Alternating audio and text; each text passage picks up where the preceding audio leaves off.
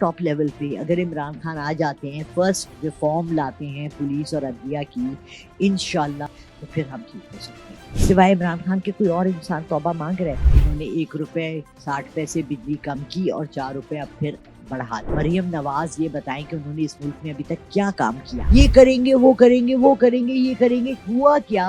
وہ لوگوں کی باتوں میں آتی ہیں، ان کا اپنا دماغ نہیں چلتا۔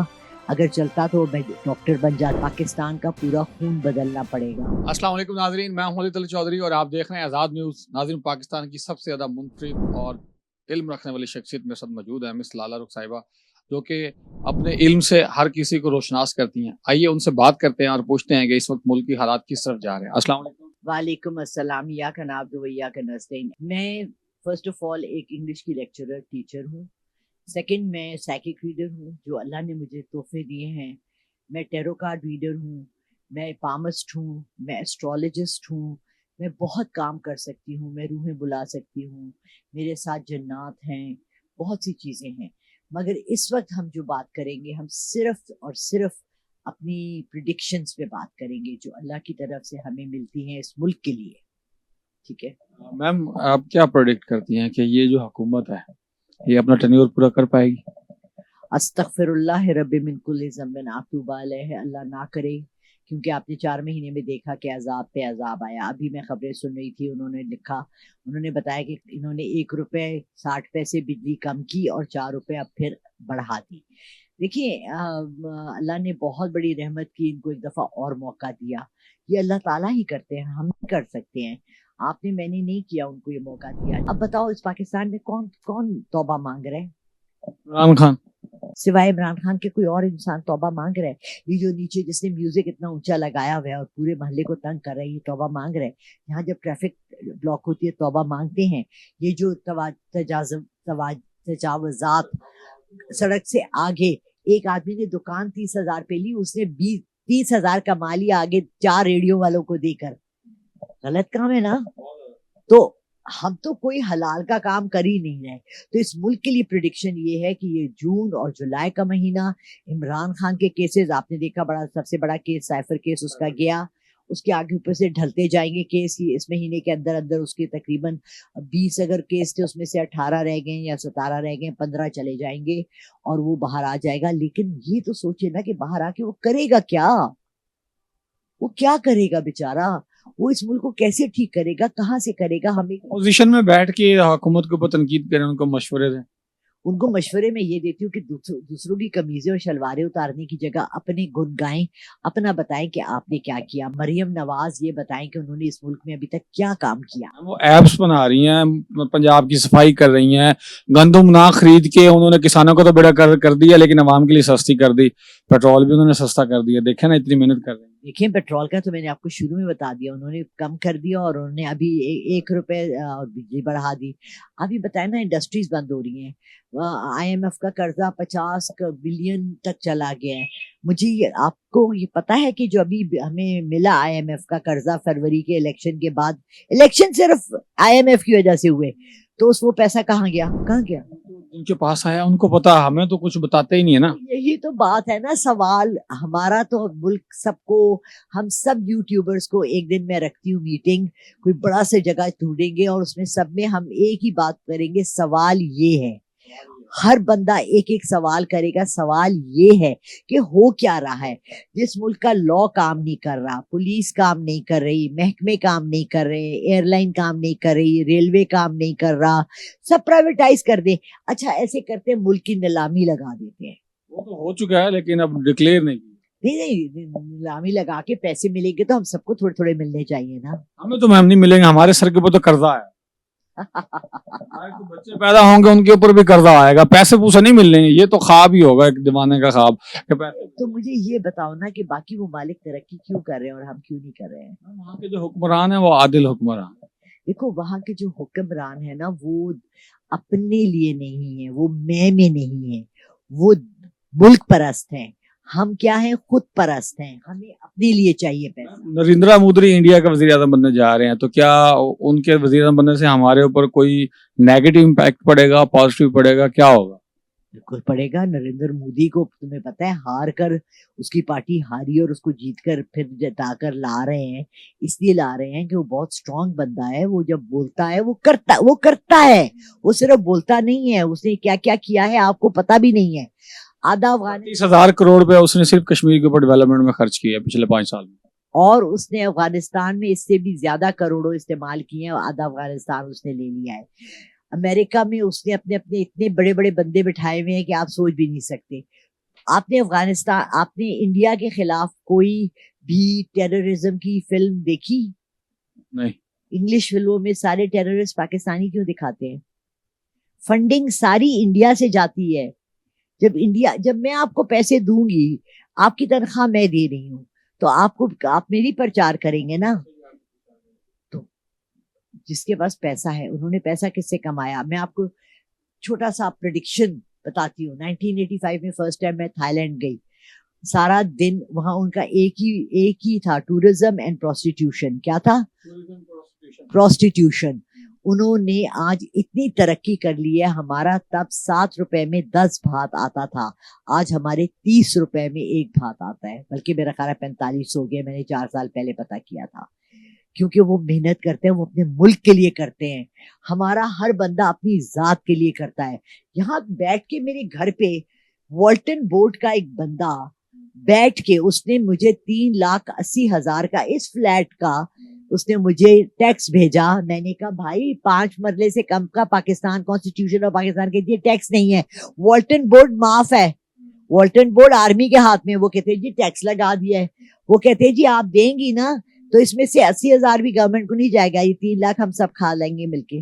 کھان پین کا پروگرام ہے.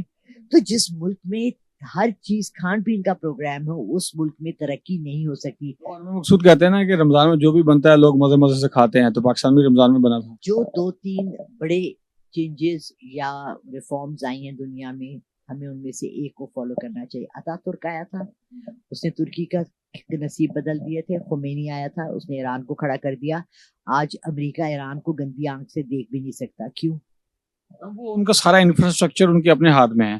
ان کا سپریم لیڈر ہے, ان کی جماعت ہے, وہ تربیت یافتہ جماعت ہے. انہوں نے سارا اسٹرکچر بنایا ہوا ہے. ان کی بیوروکریسی, جوڈیشری, عدلیہ, جتنے بھی نظام ہے سوشل پولیٹیکل, سارا ان کے اپنے کنٹرول میں. ہمارا تو اپنے کنٹرول میں کچھ بھی نہیں ہے.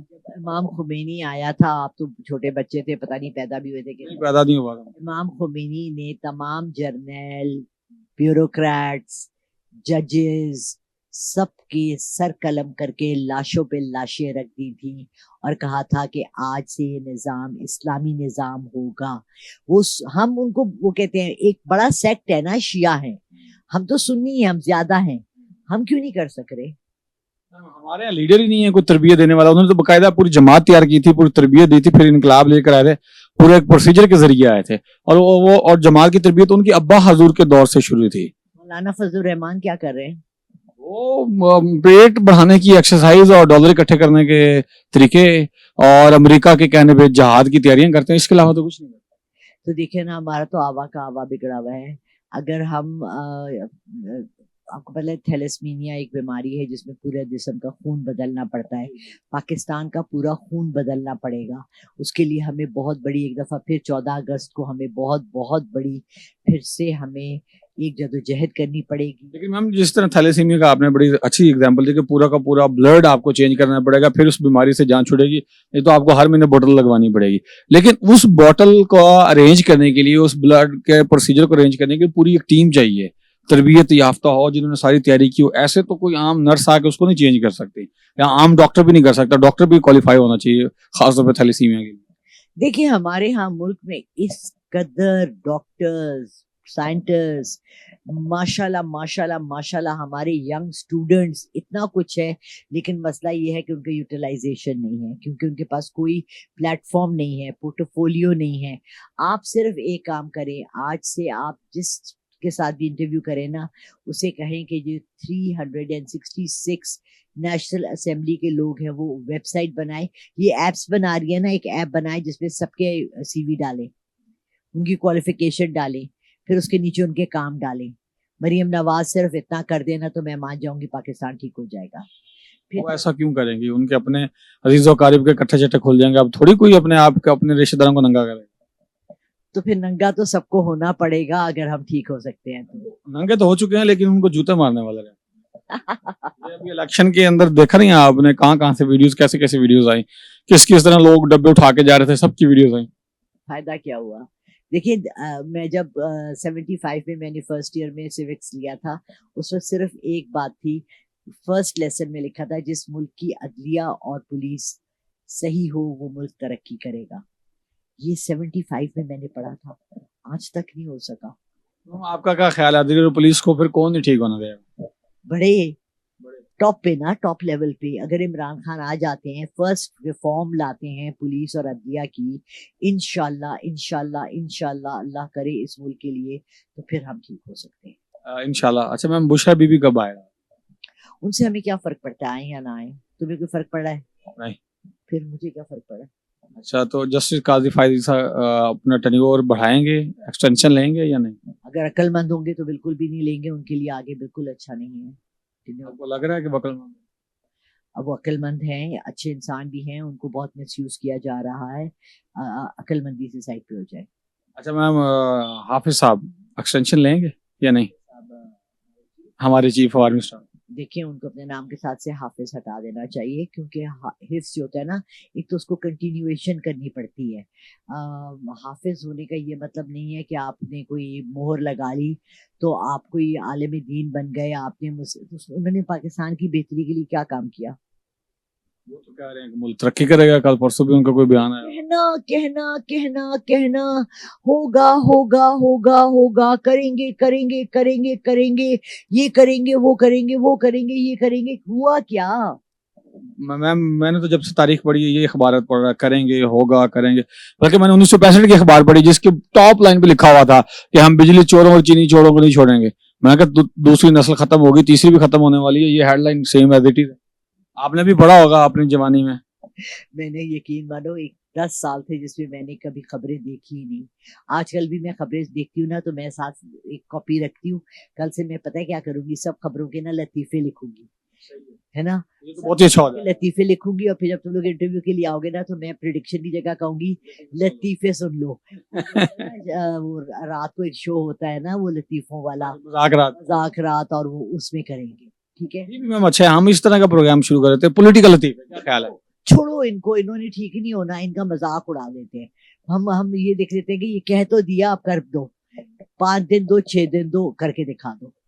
ठीक है, मरियम ने ऐप बना लिया, दरवाजा खटखटा दो।